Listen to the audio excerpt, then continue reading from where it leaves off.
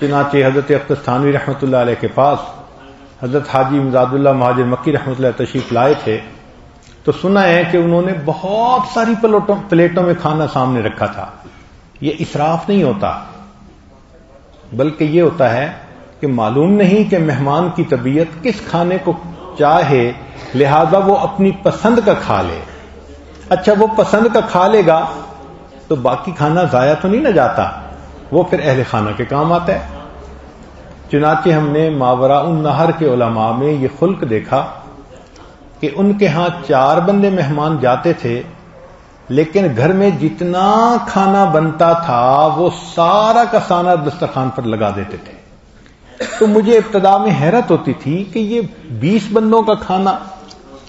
تو پھر ایک عالم سے پوچھا میں نے کہ 4 بندوں کے لیے 20 بندوں کا کھانا؟ انہوں نے کہا جی ہمارے ہاں عادت ہے، مہمان آتا ہے ہم پورا کھانا سامنے رکھ دیتے ہیں، جتنا چاہے وہ کھائے، پھر اس کے بعد باقی کھانا گھر کے لوگ استعمال کرتے ہیں. حدیث میں آتا ہے کہ مہمان کے بچے ہوئے کھانے میں برکت ہوا کرتی ہے. تو ہمارا کھانا بابرکت بن جاتا ہے یہ دسترخوان پر رکھنے سے.